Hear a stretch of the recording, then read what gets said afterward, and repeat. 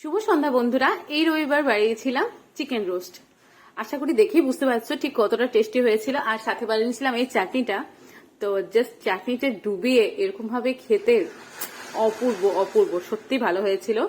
তো বেশি রান্নাটা দেখে মনে হচ্ছে টাফ, কিন্তু কিছুই না, একদম ইজি প্রসেস। চলো তোমাদের সাথে ওই জন্য আজকে ভাবলাম রান্নাটা শেয়ার করি। আর তোমরা কমেন্টে অবশ্যই বলবে যে রান্নাটা কেমন হয়েছে। প্রথমে চিকেনের বড় বড় পিস নিয়ে সেগুলো চিরা দিয়ে দিয়েছি যাতে মশলাটা ভালোভাবে ঢোকে। গুঁড়ো, ধনে গুঁড়ো, টক দই, কাশ্মীরি লঙ্কা গুঁড়ো, ঝালের জন্য লঙ্কা গুঁড়ো, কসুরি মেথি, গরম মশলা এবং সবার শেষে স্বাদ মতো পরিমাণ মতো নুন দিয়ে দিতে হবে। এবং তেলটা অপশনাল, কেউ দিতেও পারো না দিতেও পারো, আমি দিয়ে দিয়েছি। তারপর এটাকে ভালোভাবে মাখিয়ে নিতে হবে। আর মাংসের গায়ে কিন্তু চেরাটা অবশ্যই দেবে, কেন কি তাহলে মশলাটা ভালোভাবে ঢুকবে। ঘুরবে বলছে, মাথাটা খারাপ হয়ে গেছে। যাই হোক, তো মশলাটা ভালোভাবে মাখিয়ে নেওয়ার পর আমি কিন্তু এটাকে এখন রান্না করব না, এটা মিনিমাম 1 ঘন্টা রাখতেই হবে। তারপর তোমরা যদি আরো বেশি রাখতে পারো তাহলে ভালো কথা। এরপর একটা লেবুর হাফ কেটে এতে লেবুর রসটাকে ভালোভাবে মাখিয়ে রেখে দেবো। বাস, এটা আমি ফ্রিজে রেখেছি, ডিপ ফ্রিজে রাখার দরকার নেই, নর্মাল ফ্রিজারে রাখলেই হবে। দেখে বুঝতে পারছো ঠিক কতটা ভালোভাবে মশলাটা মাখানো হয়েছে। বাস, এবার আমি রেখে দেবো। আমি 1 ঘন্টা পর ফিরে আসছি। দেখো, তেলের কড়াই আমি চাপিয়ে দিয়েছি, তেল খুব একটা বেশি দেওয়ার দরকার নেই।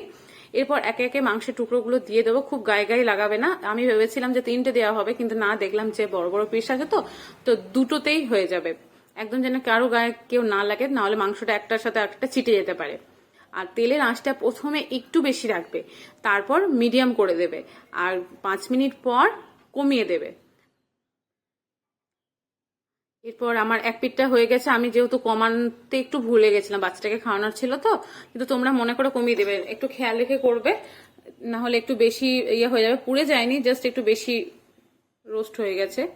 তো এই চিকেন রোস্টটা মানে আমার খুবই ভালো লাগে। আমি এরপরে ঢেকে রেখে দিলাম। না হলে হাড়গুলো তো সেদ্ধ হবে না। এই প্রসেসটা করতে মোটামুটি 30 মিনিটের মতো লাগবে। প্রথমে 5 মিনিট উল্টে, তারপর আবার এই পাশটা উল্টে আরো কিছুক্ষণ দেবো। পুরোটা তোমরা আধ ঘন্টা মতন লাগবে সময়, না হলে হাড়গুলো সেদ্ধ হতে চাইবে না। আর আমি দেখছি যে ওইদিকে এটা করতে যাবো তখন ওটা ঠান্ডা হয়ে যাবে, ওই জন্য আমি আরেকটা কড়াই বসিয়ে তার মধ্যেও ভেজে নিলাম ব্রেস্ট পিসগুলো। দেখে সুস্বাদু মনে হচ্ছে না? সত্যিই ভালো হয়েছিল কিন্তু। আর মশলা কিন্তু খুব বেশি বেশি দিও না, মশলা ভালো লাগবে না বেশি হলে। তো যাই হোক, আমার ভাজা হয়ে গেছে। আর তেল বুঝতে পারছো বেশি টানেনি। আর সঙ্গে ছিল ম্যাগি, স্যালাড, এই চাটনিটার রেসিপি আমি দিয়ে দেবো। জাস্ট লেবু দিয়ে, এতটা গরম ছিল আমি ধরতেও পারছি না, এখনো গরম ছিল। তো লেবু দিয়ে হাতে পেঁয়াজ ধরে আর এই সসে ডুবিয়ে খাওয়ার মজাটাই আলাদা, সত্যি খুব সুন্দর লাগছিল। তোমরাও কিন্তু একবার বানাবে, বানিয়ে বলবে যে কিরকম হয়েছে।